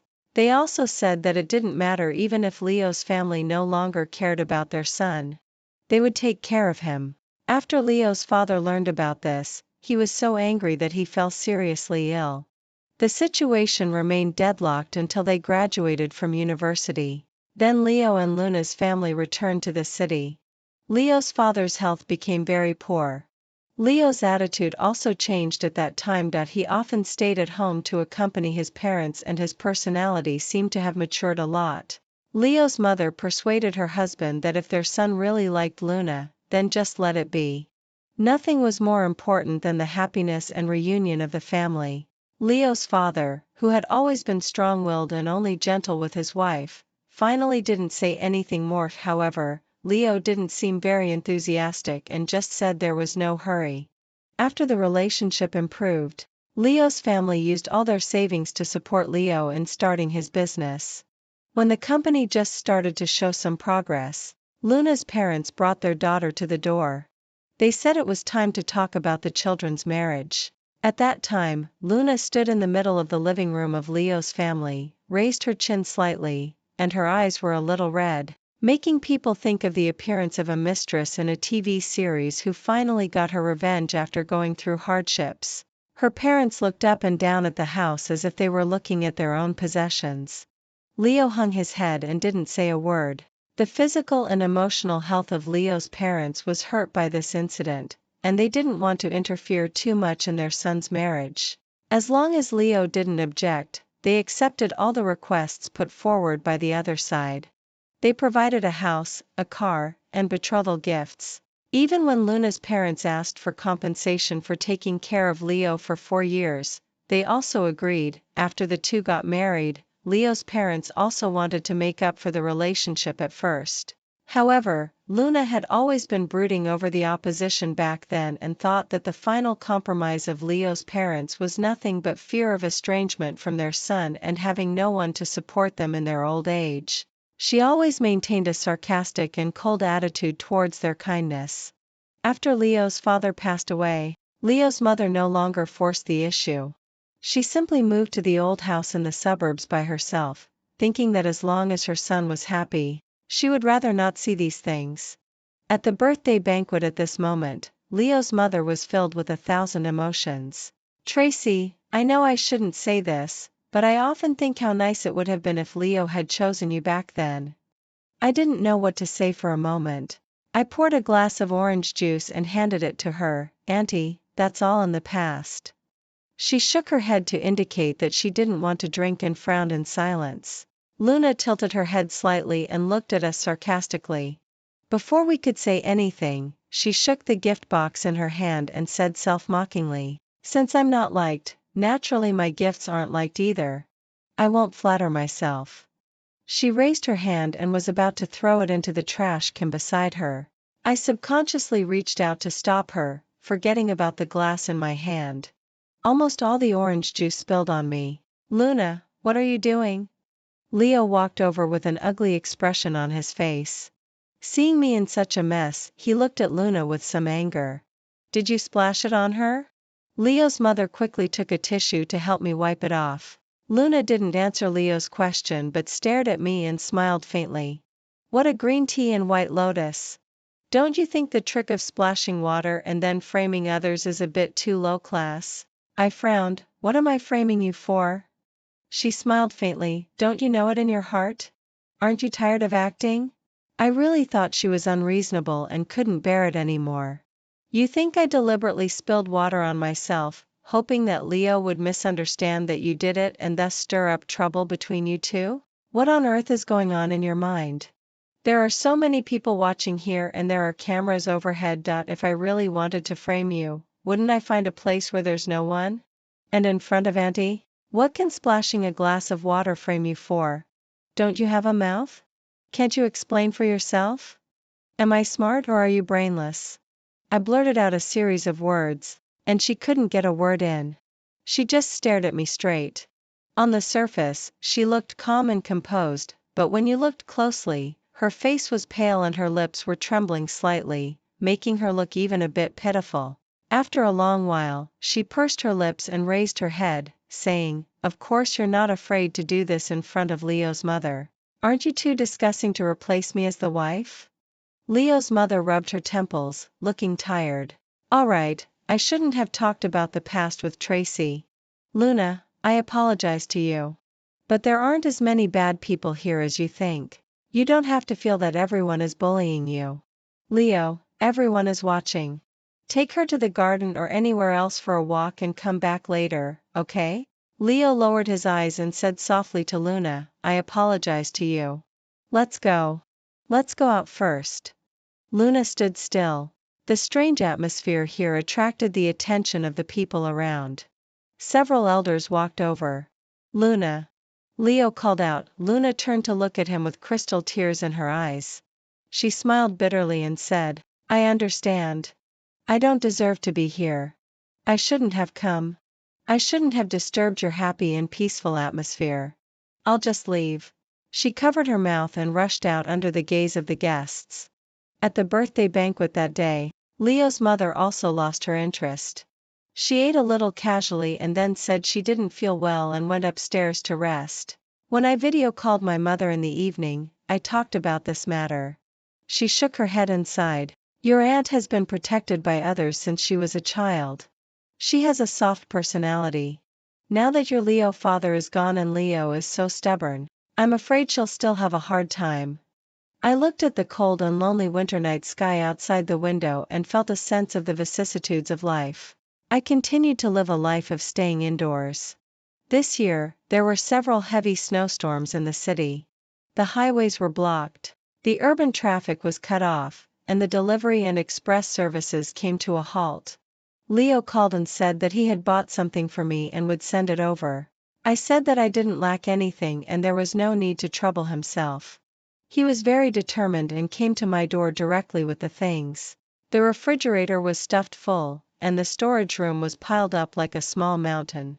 I politely asked him how he and Luna were doing. He didn't answer but just slightly furrowed his brow. When he was about to leave, after a few seconds of silence, he suddenly turned around and asked me, "Did you really come back to develop in China because of divorce?" I was startled and shook my head. "No, I'm not divorced." He looked at me and his eyes showed some pity and guilt. "In front of me, you don't have to pretend to be strong. Tracy, it was all my fault in the past. But what's your situation now? If possible, I hope I can have a chance to make it up to you." I didn't understand what he meant by the chance to make it up for a moment. He didn't explain any more. He gave me a deep look. It seemed that he had 1,000 words to say but he just let out a low sigh and left silently. After a few generous sunny days from the heavens, the snow melted, the urban traffic gradually resumed, and people started to move around again. My high school deskmate called me and said that the dean of teaching knew that I had returned to China and wanted to gather everyone together. Back then, I accidentally missed the recommended admission quota. The dean of teaching came to my home for several consecutive nights to comfort me, enabling me to regain my confidence in a very short time and rush to take the college entrance examination and enter the Department of Finance at Peking University. I happily accepted the invitation. As soon as the dean of teaching saw me, he showed a look of emotion and kept asking me questions. Quite a number of familiar classmates came.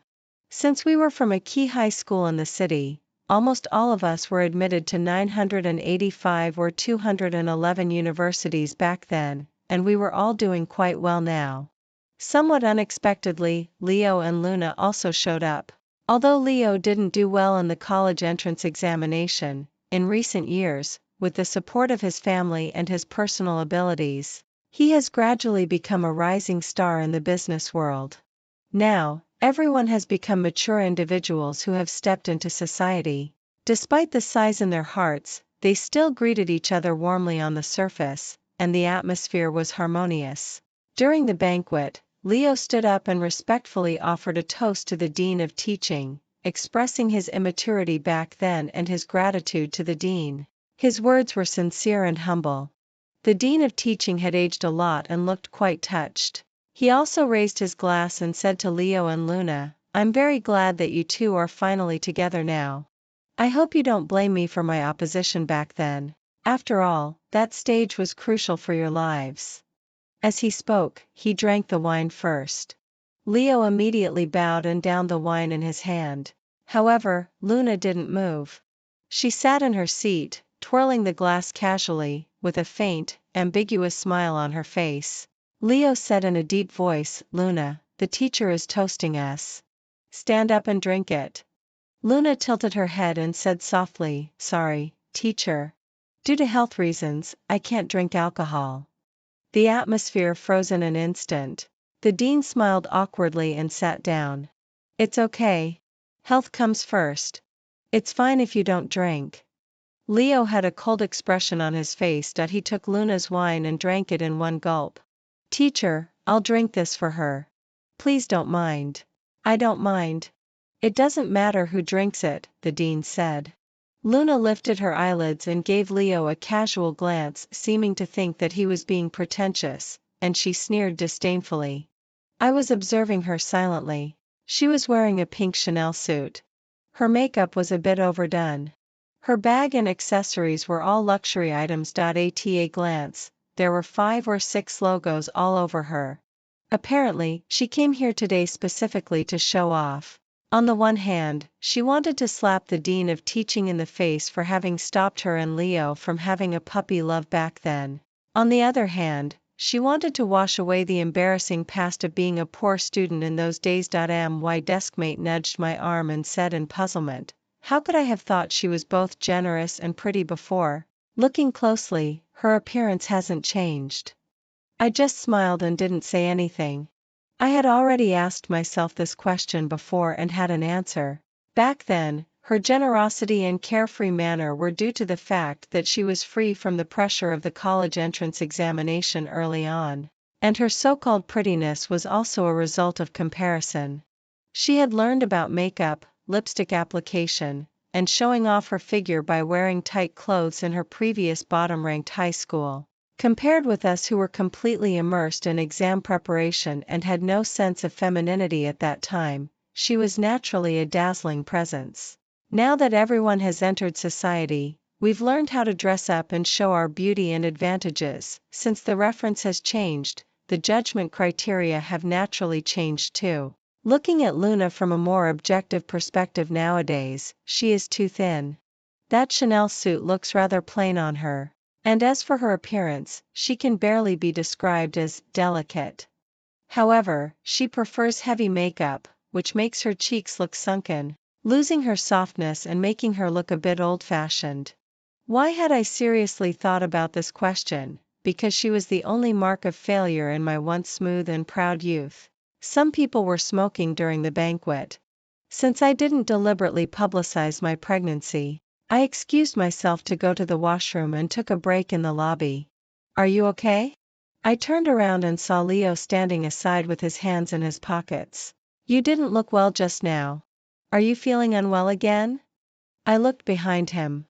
"Isn't Luna with you?" He subconsciously frowned. "No, I came out by myself." Someone was playing Autumn Whispers in the middle of the lobby.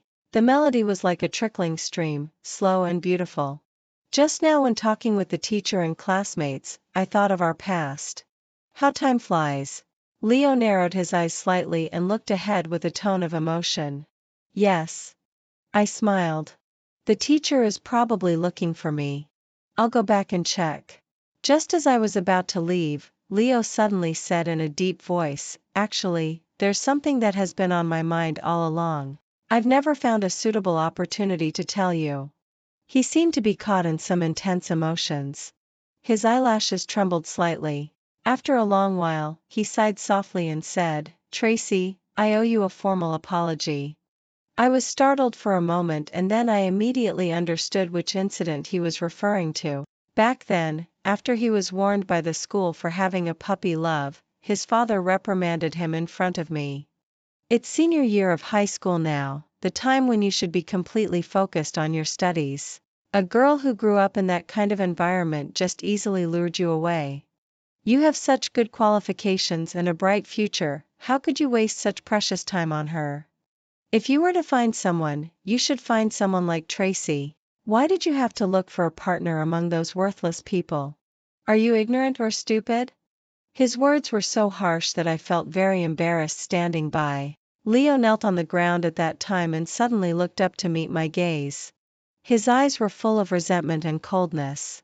Later during a holiday, he suddenly came to me and invited me to play on a nearby tourist island.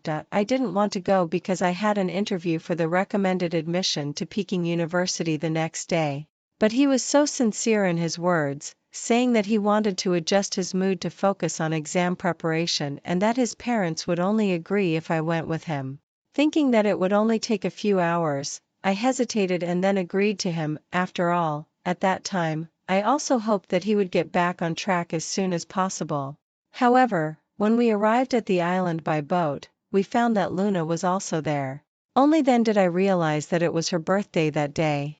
Leo had just used me as an excuse to deceive others and had come specifically to accompany her. I felt chilled to the bone at that time and turned around to leave. Leo wouldn't let me go, saying that it wouldn't take long and that there was only one boat back and it wouldn't return until 4 o'clock in the afternoon. So that day, they stuck close to each other affectionately, picking flowers, climbing mountains, having meals, and taking pictures. I followed silently behind them, like a backdrop. Leo would look back at me from time to time, with a look of triumph and sarcasm in his eyes. Later, they left me behind and went climbing and didn't come back for a long time. I fell asleep while waiting in a small store. When I woke up, I found that the sun had already set. There was a message from Leo on my phone that he had sent an hour ago. We went down the mountain from the other side. You can go back by yourself. By the time I rushed to the ferry, the boat had already left. I missed the recommended admission interview for the next day. Because of this incident, I rushed to Leo's house and had a big tantrum. Leo's father was so angry that he whipped his son with a belt and knocked him unconscious on the spot. From that day on, I never talked to Leo again. Leo came to look for me many times after he was discharged from the hospital. He knew very well how much time and energy I had put into the recommended admission. He kept apologizing to me and begging for my forgiveness, swearing that he thought I would be able to go back by myself at that time. He came to my house every day, but I locked myself in the bedroom and refused to see him. He gave me many small gifts, but I threw them all out of the window. Leo was a proud person. Since I always ignored him, my parents and his parents were also heartbroken and disappointed in him because of what he had done during that period. Gradually, he also developed some resentment in his heart. So, he found comfort in Luna again. After that, it was the story of him simply going to extremes and fighting against everyone for Luna. I took a deep breath as I pulled myself out of the memories. Actually, that incident wasn't entirely your fault. We were young and impulsive back then. When faced with failures and regrets, we always hoped to find someone to blame. I'm also responsible myself. However, if you think it'll make you feel better to apologize, I accept it. I forgive you. Leo's eyes were full of mixed emotions, and his voice was deep and hoarse. I was young and ignorant back then. The more restricted I was, the more I wanted to prove that I was right. In fact, when I think about it now, I didn't even know what I really wanted at all. Later on, I was just rebelling for the sake of rebelling. Seeing him so downcast and negative, as if he was wrapped in a huge emotional net, I couldn't help but console him. Anyway, you've achieved success in your career now and married your childhood sweetheart. You haven't let yourself down from those days. I'm still happy for you. He suddenly fell silent. After a while, he raised his head and stared at me with his dark eyes. Actually, a long time ago, I started to rationally review myself during that period. The clearer I became in my understanding, the more stupid I felt I was. And what I regret the most is that I didn't realize what was truly in my heart. Suddenly, he stopped talking. I saw his expression change drastically. He suddenly raised his hand and pushed back a stack of cardboard boxes that were tilting towards me. Ah! Accompanied by a scream, several meters away, Luna fell backward to the ground and several cardboard boxes fell on her. I was stunned. Leo was also shocked. The waiter who pushed the boxes quickly helped her up and apologized repeatedly. Fortunately, they were tissue boxes and weren't too heavy. Even so, there was a trace of blood on Luna's forehead. She had a pale face, with her lips pursed into a straight line. She looked at us with a sarcastic and cold gaze. Leo walked over. "Why are you here?" "I didn't mean to." "Of course you didn't mean to." Luna interrupted him faintly, speaking in a tone as if her heart was dead. "Leo, you just subconsciously chose the person who is more important in your heart when danger came." Leo looked at her wearily. "I didn't even see you." Luna had a sad expression on her face and curved her lips into a bitter smile. "Are you trying to say that if you had seen me, you would have chosen me instead of her?" Leo sighed almost imperceptibly. "Come on, I'll take you to the hospital to have the wound treated." Luna put a finger to her lips, shook her head gently, and took one step back, and then another. "Don't say insincere words anymore, Leo. My little injury isn't worth your trouble of driving to the hospital. Look, it's snowing outside again. How cold it is. You'd better take your first love home." There were tears in her eyes, and she had a tough and stubborn expression. Then she raised her head, turned around, and walked away with big steps. Leo stood quietly with his back to me, like a statue frozen in place. After a while, he turned around. His dark eyes reflected my figure. He asked softly, "Tracy, did you like me back then?" I looked at him calmly. "Leo, you're confused." On a freezing cold winter night, I got into the pre-booked special car. The inside of the car was clean, tidy, and warm. Looking out at the swirling snowflakes through the window, I was lost in memories. How could I have never liked him? After all, Leo occupied my entire girlhood before I turned 18. He was a young man in white clothes with outstanding talent and high spirits. At that time, his eyes were clear and pure, and his aspirations were lofty and magnificent. When talking about the future, he was confident and composed, as if he could easily grasp the pulse of life. I knew that I wasn't as gifted as he was.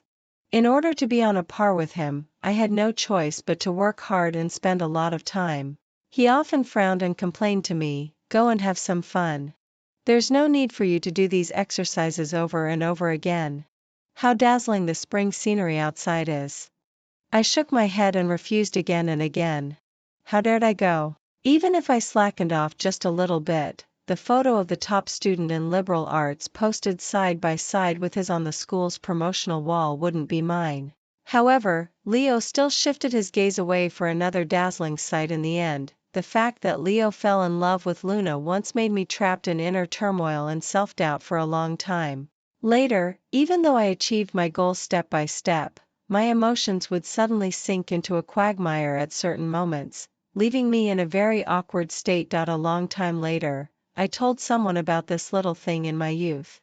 That person told me seriously and gently, "You're wonderful, sincere and passionate. Your passion is hidden in your heart, quietly making yourself rich and powerful, standing side by side like a tree. If someone gets separated from you, it won't prevent you from continuing to grow upward. Those things you once yearned for are just little milestones that have helped you come this far." Later, I forced myself to face it squarely, analyze it and judge it. It wasn't because I couldn't forget Leo, nor because I was unwilling to accept being robbed of my love. It was just that I was used to reviewing the failures in my life.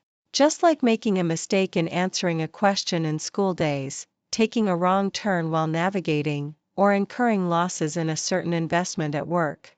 I finally realized that whether a flower blooms or not, it is still a flower. I saw Leo when I was moving forward just because he happened to be on the same road as I was. Later, he was distracted by the little flowers by the roadside and stopped in his tracks. Occasionally, I felt a pity while continuing to move forward. Clearly, there were splendid flowers ahead. How could that companion be attracted by a newly emerged little flower and lose his focus? What a pity! From the moment he shifted his gaze away, he was no longer my fellow traveler. I didn't know how the relationship between Leo and Luna had become so awkward. Luna seemed to be living in her own world all the time, showing her disappointment and distress towards Leo regardless of the occasion. After the two sides reached the cooperation intention, two senior executives from the North American investment were coming to China to attend the signing ceremony. After a certain meeting, I gave a reminder. The North American shareholders will take the family responsibility of the CEO of the investment company as one of the factors for consideration. This investment is my first shot as the investment director of the Asia-Pacific region. There can't be any mistakes. Leo gave me a deep look and nodded. The scene was grand. Both teams had put in a great deal of effort, and everyone's faces showed a relaxed and pleasant look that hadn't been seen for days. The scene was grand. Both teams had put in a great deal of effort, and everyone's faces showed a relaxed and pleasant look that hadn't been seen for days. Leo was wearing a formal blue custom-made suit and a bow tie. He gave a speech on the stage in high spirits and then accompanied the two shareholders to smoke and chat. Not far from the lawn, a person walked slowly through the crowd. Luna was wearing a black dress with red and swollen eyes, walking straight towards Leo, who had his back turned. I immediately realized something was wrong and asked the staff to go and stop her. However, before they could reach her, Luna had already shouted shrilly, "Leo!" The voice was so shrill that everyone stopped talking and looked around blankly to find where the voice came from. Leo turned around and looked at her in shock. She had a pale face and quietly looked at him. Leo's face tightened, and he took a few steps to reach her. He said in a low voice, "Luna, today is very important. We'll talk about it when we go back." He reached out to hold her hand, but she suddenly shook it off vigorously. She looked so thin, but the force was surprisingly strong. Everyone was watching them. The darkness in Leo's eyes churned, and he suppressed his voice. "Luna, don't make a fuss." She had a calm expression and said slowly, "Leo, I gave up my future and everything for you. I worked to support you through your 4 years in college. Even my whole family supported you. But now that you're successful, you treat me like dirt. You don't want to look at me, talk to me, or even be in the same space with me. But we clearly loved each other so much. Why have you completely changed after we got married?" Leo stared at her fixedly, and his face was terribly gloomy. Luna gave a sad smile and raised the thing in her hand, holding it right in front of Leo's eyes. It was a piece of paper. There was also a transparent bag containing a red unidentified object. Voices of people whispering to each other rose around. Leo quickly glanced at the paper without showing any expression. "Do you think this abortion certificate has nothing to do with you? Well, that's right. After all, we haven't shared the same bed for over a year." She blinked gently, "But you got drunk on the day your first love came back to China. Do you remember?" Leo's body trembled, and his pupils suddenly widened. Luna smiled with satisfaction. "When I found out that I was pregnant, I was so happy. I thought this child was a gift from heaven to save our crumbling love. I originally wanted to tell you this good news on our wedding anniversary. But on the day when I was full of anticipation to surprise you, you were accompanying your first love for a prenatal checkup. How ridiculous. Instead of accompanying your own child, you were with someone else's child. You allowed your first love to insult me, wrongly accused me blindly for her sake, not only forced me, a pregnant woman, to drink but also hurt me to protect her when danger came. Those who betray true love will suffer 1,000 needles in their hearts. So, I aborted this child." Leo's eyes flickered, and suddenly he realized something. His gaze fell on the bag of red objects. Luna considerately moved the bag closer to his eyes and said gently, "Look, I've brought it here. Anyway, you should take a look at it. Leo staggered back a step, covering his mouth and coughing violently. The assistant quickly went up to support him. While they were talking, I asked the staff to evacuate the media and other people one by one. At this time, only a few trusted subordinates were left on the lawn. After Leo calmed down, he closed his eyes and stood silently. The cigarette in his hand burned to his fingertips. He trembled and then opened his eyes, taking a few hard puffs. After a long while, he raised his eyelids and looked at Luna calmly. Why? Why are you so cruel to me? Luna showed a sad smile. Because I want to divorce you. I want to punish you. To punish you for losing me and everything about me. And, she paused and raised her head. Those who lose me will lose me forever. Leo stared at her silently for a while, then stubbed out the cigarette butt and said softly, "You're crazy." The project was announced to be terminated.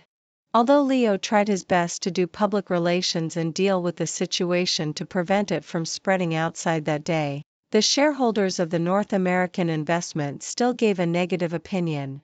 Everyone's months of hard work were in vain, and many people's year-end bonuses disappeared. Leo locked himself in his office and was depressed for a long time. This setback at the critical moment delayed the development of his company by 5 years. When my team and I were withdrawing from his company, we went to his office to say goodbye. After all, he was a man dedicated to his career, and he seemed to have pulled himself together. I went to handle the divorce procedures last week. He sat behind his desk, speaking in a calm tone. I was silent and sighed softly. I didn't expect Luna to change so much. He shook his head. No, essentially, she has always been such an extreme person. During the years in college, I had already realized that we weren't suitable for each other, that I didn't love her as much as the outside world thought, and that she was just a reason for me to resist the restraints at that time. But the situation at that time made it hard for me to back down. I told myself that she just loved me too much and that I couldn't be an unfaithful person. But after getting married, I found that love really couldn't be forced. I didn't want to go home, or even see her face or hear her voice. I could only try my best to pretend to be a qualified husband and try to meet all the material requirements of her and her family. I hated my own stupidity when I was 18 countless times in the middle of the night and deeply regretted every wrong choice I made in those years.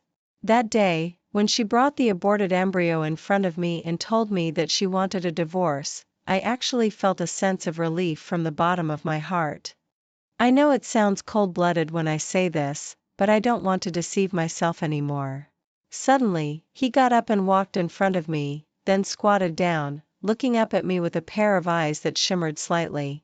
You can think I'm ridiculous, heartless, or even laugh at me and say that I deserve what I got. But I must say this. Tracy, it's always been you that I've liked.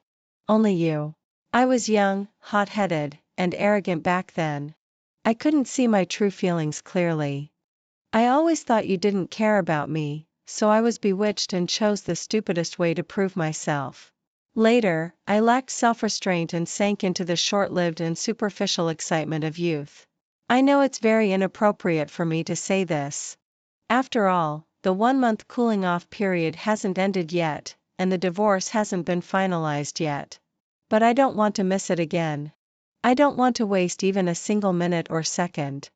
Tracy, could you accept me again? Even if it's just giving me a chance to pursue you. He seemed a bit choked up. I'll take care of and make up for the psychological trauma you suffered from the divorce. I'll treat your child as my own. I'll love you and protect you. We'll fulfill our filial duties to our elders together, and, Leo. I interrupted him. He stopped, his eyes red, looking at me with intense eagerness and hope. I sighed and said, I'm not divorced. I have a husband. His gaze was firm, with a touch of determination in it. Tracy, in my heart, you'll always be that focused, innocent, and outstanding girl. If you were divorced, you wouldn't have to pretend to be strong in front of me. If you're not divorced, and your husband has left you, pregnant, to struggle here alone, then you two must not love each other. So, in my heart, none of these matter. If there are any problems in the future, we'll face them and solve them together. Tracy, Could you give me another chance, please? I looked at him quietly for a while, then took out my mobile phone and dialed a number. Jason, come up here. Leo stood up, confusion flashing across his eyes. He pursed his lips and didn't say anything. Soon the secretary knocked on the door and let in a tall man. He smiled and called out to me, Tracy, I'm here. I walked over, took his hand, and looked at Leo. Let me introduce you. This is my husband, Jason. Jason, this is Leo, the business partner I've told you about. Jason extended his hand to Leo and said with a bright smile, Thank you for taking care of Tracy during this period. I've been participating in a confidential scientific research project these past few months. I just got released from it. I originally planned to visit your mother first and then find an opportunity to formally get to know you. But today is just as good. Leo stared at him blankly. After a long while, he finally reached out his hand, intense emotion swirling in his eyes. I explained slowly. Jason's identity is rather special. He's been under the watch of some domestic and foreign institutions in recent years. So we got married in a low-key manner. Before returning to China this time, he was suddenly summoned and put under lockdown. I had no choice but to wait for him here alone while pregnant. When Jason and I were leaving, Leo stood there in a daze, watching us go. I turned around and took a look. The winter sunlight poured in and shone on him.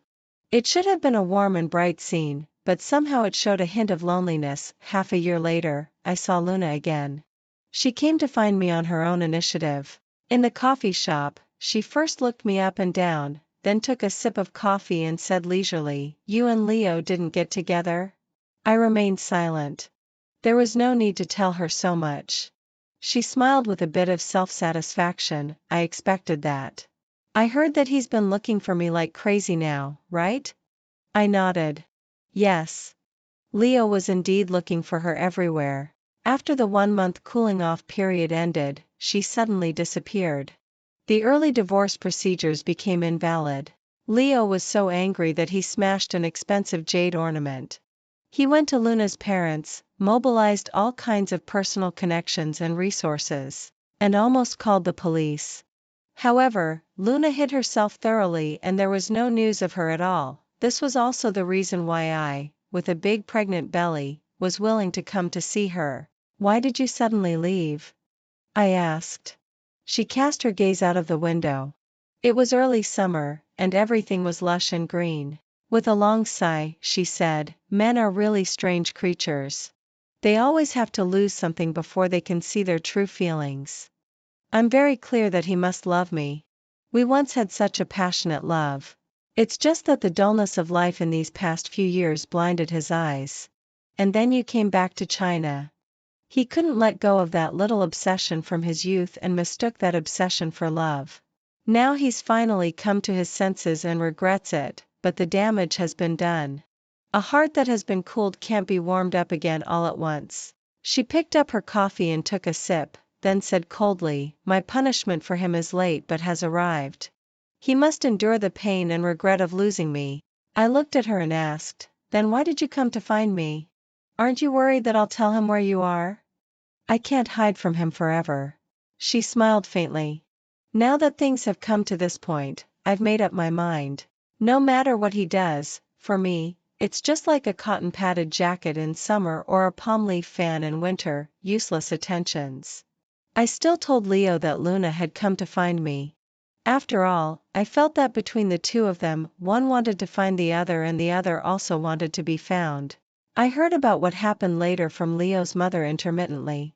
That day, Leo immediately went to find Luna and, as expected, found her at her parents' house. Leo took her to go through the divorce procedures and he doubled the amount of property he had previously promised to divide. She went there proudly and coldly at that time, thinking it was Leo's way of playing hard to get. However, on the day when the second cooling-off period ended, she disappeared again. It was said that she packed her bags and went traveling. Leo directly filed a lawsuit for divorce with the court. Leo stopped looking for her but she kept showing up in front of him in various ways. They accidentally ran into each other in the shopping mall. She suddenly turned around to look at him in the restaurant. And there was even one time when she set up a flower stall downstairs at his company. 2 years later, Leo went on a blind date with a woman who was a good match in all aspects. She had a gentle personality and took especially good care of Leo's mother. On the day of their wedding, Luna showed up wearing a white wedding dress. She stood in the audience, with tears in her smile, and shouted at Leo, "Leo, come with me. Otherwise, there really won't be a place for you in my heart anymore." It was said that later, Luna was dragged out by the staff.